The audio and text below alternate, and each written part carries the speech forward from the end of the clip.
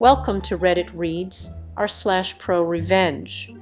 Our first Reddit post is from McNew. My manager was an awful person to me, but I got her fired in an embarrassing fashion. Years ago, shortly after I graduated high school, I got a new job to support myself during college. The new gig was in a pet store, and I was working in the department that sold the fish aquariums, reptiles, and birds, etc. etc. The store manager was an awesome guy who I will call Kurt. Kurt was an old school guy. He went to work, worked hard, and went home. That's all he expected out of you as well. My immediate manager over my department was this large snaggletooth witch of a woman, I'll call her Stephanie. We got off to a bad start because she quickly found out that I knew more about reptiles than her. She preferred the fish, whereas I had kept snakes for the past 45 years. Her ego couldn't handle a fresh employee not needing her guidance. From then on, she was terrible to me. She singled me out to clean the goldfish tanks and had the other employees cover sales every day I worked. She would say rude things to me such as, "You are the weak link in my team. You are the reason I'm having problems in this department." Fast forward about a year, my hours had been cut by about 25. I asked the store manager what the deal was, and he told me that our department had lost too much money between lack of sales and broken merchandise, etc. This puzzled me, but I didn't think much of it because everybody's hours were cut. Simultaneously, myself and a few coworkers had noticed something strange. Stephanie had recently taken much more interest in the customers. She insisted on helping certain customers and sending us to do busy work while they were there. A customer came in one evening and was talking to us about how nice Stephanie. Turns out Stephanie was breeding mice and selling them to customers outside of the store. We found out she was breeding all of her animals, her dogs, turtles, mice, and selling them to customers she met through our store. Not only was this taking business from us, our store had a couple corporate policies. We did not feed nor sell mice as live food for snakes, and we donated a lot of time and money to shelters, and we condemned breeding dogs and cats for sales. Stephanie was making money by selling animals to the customers, all the while her department had hours cut. It didn't quite make sense how this was costing us so much money until one evening I thought I had figured it out. Stephanie was an otherwise lazy woman, but when one of her customers came in, she was by their side the whole time. I watched closely as she followed a customer around, helping them pick out a cart full of expensive aquarium decorations and terrarium supplies like lights and bulbs. I followed and wrote down every item she grabbed. I wanted to see where this went. She directed the customer to a register and went to check them out. She's lazy and would never do this for any other customers. I noted the time and went back to work. I later spoke to other cashiers about Stephanie checking customers out, and they said that she only ever rang up certain customers, and she acted weird when they did it. They suspected she was abusing coupons for them or applying hefty discounts. I got my coworkers to corroborate my story about the under-the-table animal sales and suspicious behavior, and I went to talk to Kurt. I handed him a paper with about 20 ups and the time written on it, and I said, "I think if you look up a transaction from Register 2 at this time last night, you will find a large discount applied to it. These are the items I would expect you to find on that transaction." He was a bit puzzled, and I explained everything to him. I told him I didn't want to make any accusations before because I wasn't sure, but after seeing her in action, I was pretty sure something was going on. He thanked me and assured me he would look into it. A couple weeks later, I was at work, and I noticed Kurt was standing near the door watching closely. It just so happens Stephanie was coming in for her shift right about that time. The second she walked through the door, he called her over to his office. Apparently waiting in his office was a regional manager from corporate. He looked at the list I gave him and looked up transactions from the night before. He found one at the exact time I wrote, but it only had about half of the items I listed, but every item that was on the receipt was on the list I gave him. This prompted him to watch her for a few weeks and in that time frame they found her to be taking her customers around shopping, personally taking them up to the register, and scanning every other item and putting the expensive stuff into the cart without ringing it up. In that time span she had given away over $1,500 in merchandise, and he looked back at the logs we keep for broken merchandise that is written off and found an excessive amount of aquarium supplies and decorations that were signed off by her. It was something like 1,000 more written off broken merchandise than was found at the same time last quarter. All in all, she was charged with defrauding the store in over $3,500 in merchandise, and it just so happened that Kurt had already arranged for police to meet them after firing her to escort her out. I don't know if she went to jail, but I did watch her get walked out by police with about 20 employees staring. I wish I could have said something, but I had to settle for her making eye contact with me as she walked out, to which I gave her a quick wink. Edit a word. Edit Tootle Drive manager was an insufferable cunt. I found out she was doing shady shit. I investigated and documented it.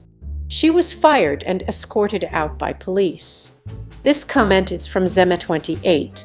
If I've learned anything from this sub, it's that documenting things and establishing a paper trail is the key to absolute domination. Well done. This comment is from Super Confused. I am in HR. It is also the best way to CYA. I have had people say that they knew that the person who accused them for doing something bad been doing what they were accused of, but had no proof. This comment is from McNew. Definitely. Always make sure you have your own copy of the paper trail. I went home and copied my up list so that I'd have it in case it got lost. If you have emails on your work's servers, print them, forward them to a secure email account. Now, a word from today's sponsor. Make sure to donate to my Patreon down in the description below to get early access to videos, participate in special patron-only events, and other goodies. Any amount of money is greatly appreciated. It makes it easier for me to make the content that I love making, and I know you guys love too. Now back to the video. Our next Reddit post is from Circulate. New rule: no use of acronyms or initials in character names. Greetings all. There is a new rule for all submissions. Characters in a story must not be given initials or acronyms as names. Please assign them a fake first name like Fred or Jason, or use their title as their name like Entitledidiot or Ex-Girlfriend. Per Rule 4, no personal info. Do not give your characters' last names, real or fake. Use of initials makes stories much harder to follow, as the reader has to keep constantly referencing back to the top of the story to figure out who people are.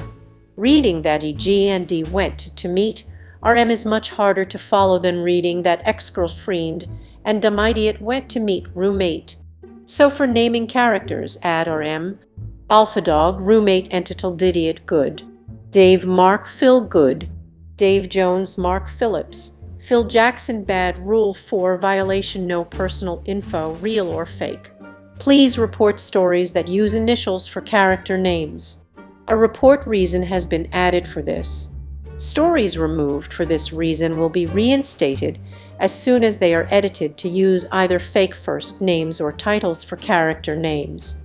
Post authors, if your post is removed for this reason, please edit it and send a mod mail to let us know. Please feel free to ask any questions or comments in this thread. And remember that per Rule 1, all meta threads must always be approved by mods before posting. Thanks. This comment is from Cynical. Thank you. This comment is from a Commentencrup. This rule makes it seem better and not like you are an asshole. Thanks, mods. This comment is from Making Mirakleshipin. And there is no reason to indicate we will call her Kate. Just make up a name. 99. 99,999,999,999. We don't know him her anyway. Our next Reddit post is from Bleedabutts. Uncle bankrupts his previous employer. Not sure if this is petty or pro, or whatever. You be the judge. My uncle is an Indian doctor. In the 90s, there was a massive doctor's shortage in Australia, so the government gave him citizenship. Unfortunately, you still had to sit 3 expensive exams to work as a doctor in Australia. These exams cost thousands of dollars, only happened twice a year, had limited sitting spots times, and had arbitrary pass-fail marks. So many Indian doctors ended up becoming taxi drivers, small businessmen, etc. My uncle decided instead he would reapply and go through Australian medical school. Sure enough, being a doctor for 10 years makes medical school easy, and my uncle was top of his class. He decided since he was already pushing 40, had a family, he would apply to become a GP, family physician, instead of applying to be a surgeon like most of his teachers had suggested. At the time, many desperate foreign doctors were applying for GP residency. They would essentially get treated like crap. They would be forced to work unpaid overtime. They would not be given proper study time or leave to sit mandatory exams. They would pocket the meals, accommodation, student leave allowances that you were supposed to be paid by the training college. They would roster you to work every Saturday, Sunday shift, and if you refused, they would give you a bad review, and your training would be jeopardized. This mostly happened to foreign doctors, as most of them would be in bad debt and highly desperate for any sort of work. When my uncle graduated, he applied for GP training in a practice that is located within an Indian ethnic enclave so that he would have access to religious rituals, etc. for the kids. Sure enough, this practice engaged in all of the above fuckery. My uncle would work every single Saturday shift. During his dedicated study time, he would have to come into work. He got reprimanded for not overcharging patients in line with their framework. Worst of all, when my aunt was really sick and hospitalist, they wouldn't give him any time off to look after her and the kids. The owner of the clinic was a white GP who was openly racist against Indians, Asians, and Aboriginal people, who were a large percentage of the clientele of this clinic. My uncle bided his 3 years, and as soon as his documentation came through making him a GP, he quit that instant. He went down to the local bank and got a loan to open up his own practice. All his old patients quickly moved with him to the new practice. The first year, he struggled, but his practice quickly became known and word spread. Surprise, surprise, foreign-trained doctors actually work well and care about their patients if you actually care about them and give them appropriate living conditions. More patients and more doctors looked to work with my uncle. Within 2 years, my uncle had a GP practice that had 4 doctors, 2 nurses, 2 trainees, and a manager. His practice easily rivaled his original teachers. He then started 2 more GP practices with the money he was pulling in. These practices trapped his old teacher's clinic in a triangle. He would advertise heavily and make sure he could take as much business from his old teacher as he could. Within 5 years, his old teacher's practice went from hiring 6 doctors, 4 nurses, and 6 trainees to just 1 doctor, his old teacher, and no one else. His old teacher tried to sell up his practice to other doctors, but no one would purchase it given how successful my uncle's 3 surrounding practices were. He then tried to sell it to my uncle, who refused to buy even at a ridiculously low sale price. Instead, he waited for the bank to repossess his old teacher's clinic and then purchased it for a bit more money from the bank. My uncle then repurposed the building into his main offices from where he runs his other 3 practices. He made sure to redevelop his old boss's room into a staff toilets just as one final tribute to the human turd that was his old boss. Edit 1. Thanks for all the comments and the gold. I'm happy my uncle has brought happiness, justice, lady boners to you all. He is such a generous guy in real life. I'm sure he'd be really happy if he knew what Reddit even was. As for a follow-up, he didn't even expand any further apart from those 3 clinics. I'm pretty sure the land value of the clinics is worth more than the doctor's business in them nowadays. Sorry if I didn't read your comment. There are so many discussions going on. For people asking if I had deleted it, Am not sure why or if it is deleted, as I can still see it was deleted or whatever. Thanks again, everyone. See you all round. This comment is from Godless Life. The staff toilet was the icing on the cake. Awesome stuff. This comment is from Pandabzor. Your uncle sounds awesome. Good for him. This comment is from Bleedabuts. That's how I learnt about the whole thing. I was visiting his offices with my cousins when I needed to drop the kids off at the pool. My uncle let me into his boss's old room. Very comfortable setting. 1010 would splash down again. That was Reddit Reads r/ProRevenge. If you like this content, please subscribe and click the bell icon so you are notified of new uploads. We upload new videos every day. Also subscribe to our Patreon, as that will help us a lot. See you next time.